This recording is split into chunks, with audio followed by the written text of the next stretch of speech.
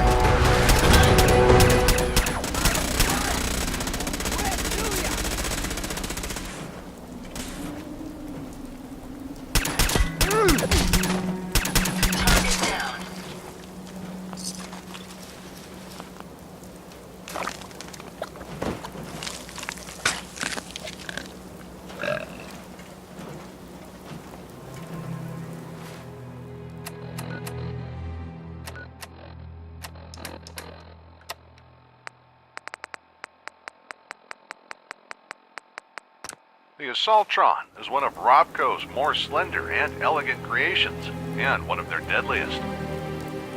As its name suggests, the Assaultron was built with one thing in mind: combat. You can see this in every aspect of its design. The small, slender frame is covered in thick armored plating to make it difficult to take down at range. It packs one serious punch with high-powered claws and a death ray to boot. The United States military would have used them on the front lines, cleaving and piercing through the trenches. I imagine the trenches would have been their natural environment in Alaska and Beijing, especially considering the stealth field some of these models carry. They remain as lethal today as they were centuries ago, if not as robots, then as armor worn by raiders and salvagers. Bits of them can be of use as weapons, though I'm told it's better to wear leaden underwear if you want to fire that laser and still have a family one day.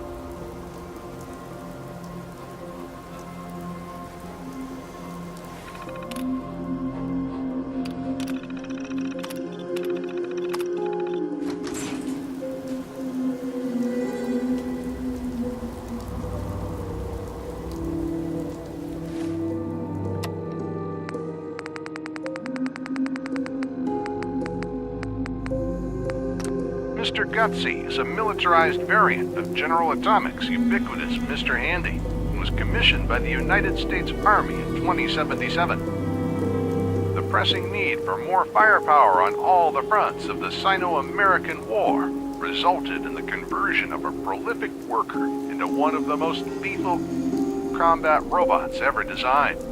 A combination of a small, heavily armored body, eyes on articulated arms, up to 3 independently targeted weapons for use at every range make it an adversary not to be taken lightly. Not then, and certainly not now. Most Mr. Gutsies encountered in the wasteland are permanently hostile, due to a quirk of the underlying programming that defaults it to patrol mode in case it cannot connect to Central Command. The colorful Sergeant Major personality is an aesthetic touch, though the Gutsy's proclivity toward shouting insults at the enemy is a weakness, allowing combatants to locate it with ease. The loadout of the Gutsy makes it a prized robot for scavengers and organized factions, such as the Gunners.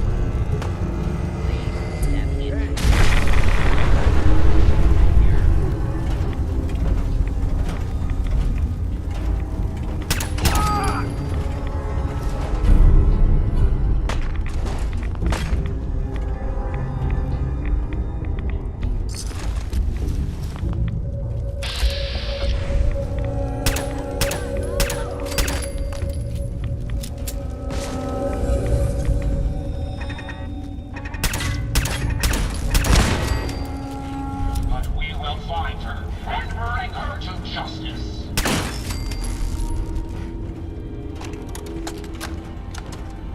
Alright, Brainbox. Ivy wants me to find out what makes you tick. So let's get started. There's no need for that. I'm certain we can discuss this rather unfortunate situation before it gets completely out of hand. Now, what exactly did this Ivy tell you to do? Simple. She wants me to crack open that dome you have for a head and find out how your brain is connected to your circuits. Perhaps I can be of assistance in that regard.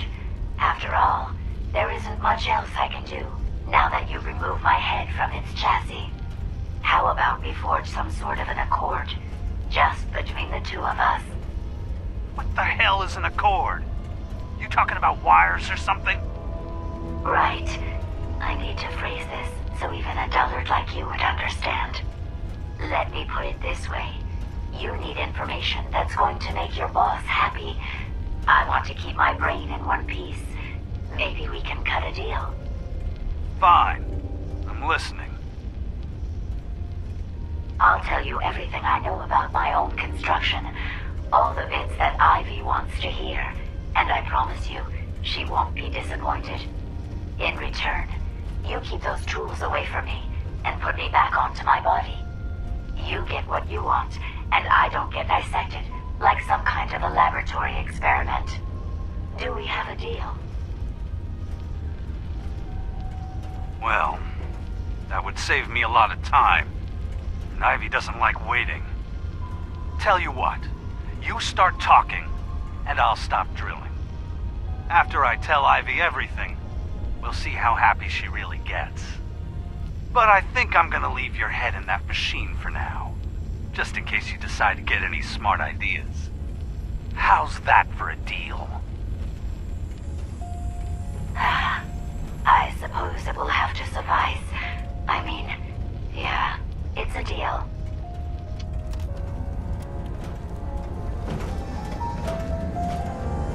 You don't look like one of the Rust Devils. What are you doing here?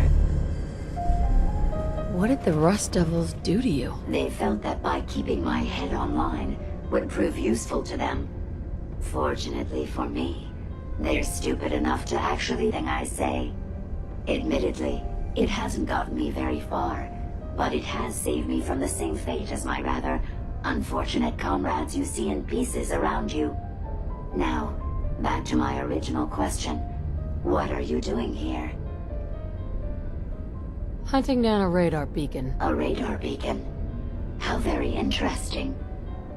That's a very specific part to be searching for, and you don't look like the typical part scavenger type to me.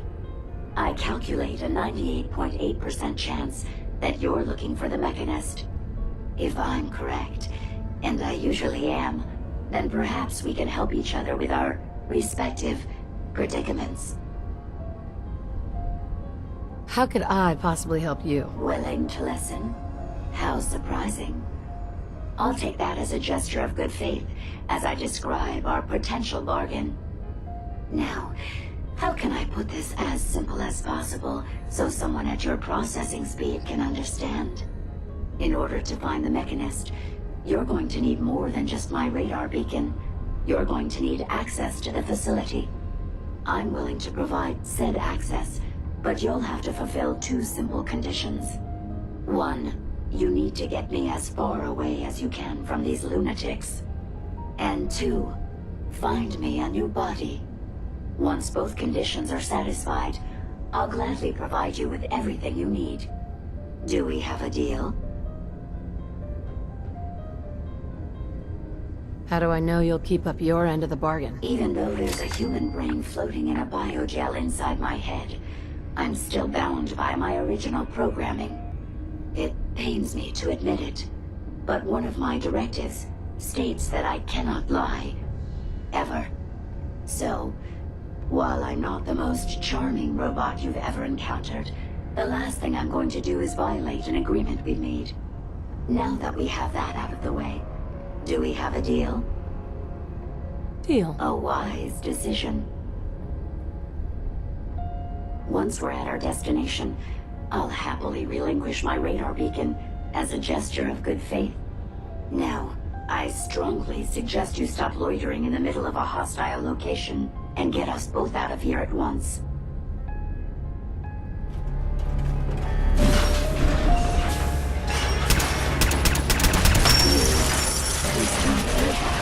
Well, come on. Let's not wait around for more horrifying monstrosities. We take as much as we can carry. Approach and identify yourself. Law-abiding citizen. Hey, I found the target again.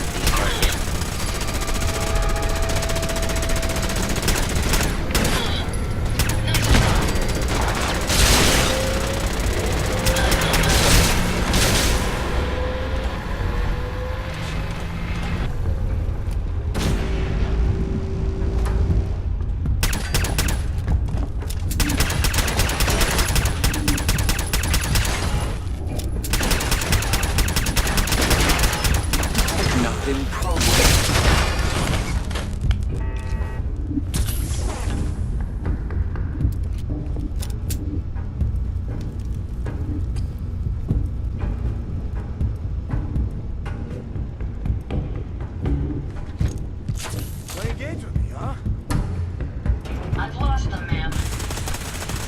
Not much of a threat after all.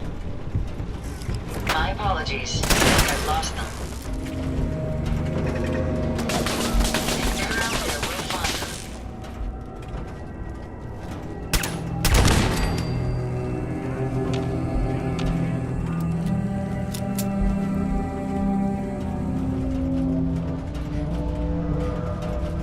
What the hell?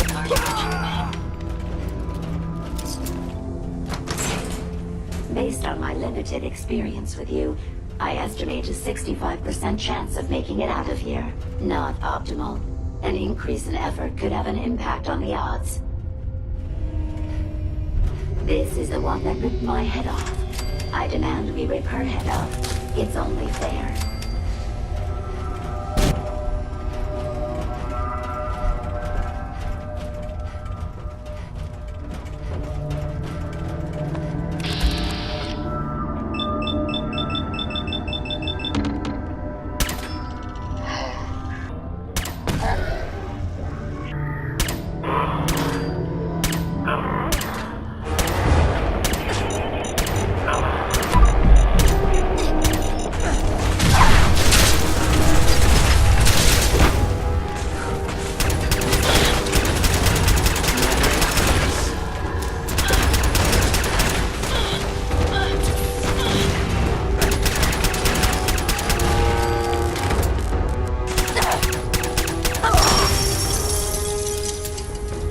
Had I a body, I would have killed her myself.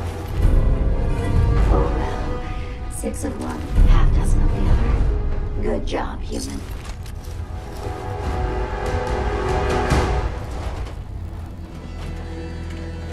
Thank goodness we are out of that hole.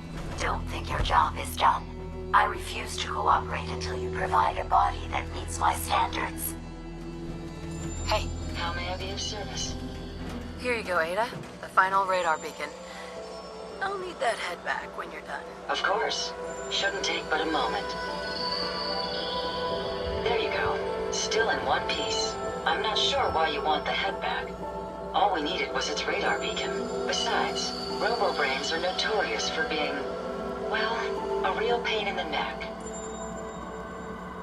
What else do you know about them, Ada? Quite simply, it's the first time General Atomics produced a successful union between organic matter and robotics. The brain is used both as a control unit and a data storage unit, which is far more efficient than using standard circuits. Unfortunately, there were a lot of programming issues with these robots, which caused them to be a bit, shall we say, unhinged. Hopefully, this particular robo-brain will have some of the answers that we've been seeking. We still need it, Ada. I believe it can help us access the Mechanist's facility. Of course. It makes perfect sense that the Mechanist would not only keep its location a closely guarded secret, but would secure it against intrusion as well. I'm terribly sorry. I hadn't considered that possibility at all. I'm afraid when it comes to assisting humans, I'm not doing very well lately. Don't be ridiculous. If it wasn't for you, we couldn't have gotten this far already. That's kind of you to say.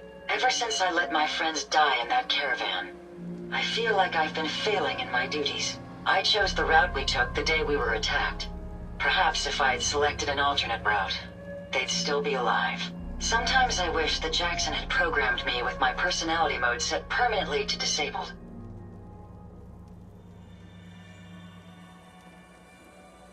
Your personality defines you as an individual.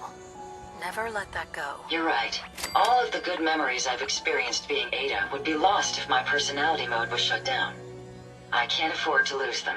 I really think I needed to hear that from someone else. Thank you. Now I've distracted you for long enough. I'll finish up my calculations while you deal with our new friend, Jezebel. Hopefully, she'll be able to grant us access to the Mechanist's facility and we can put an end to this nonsense once and for all.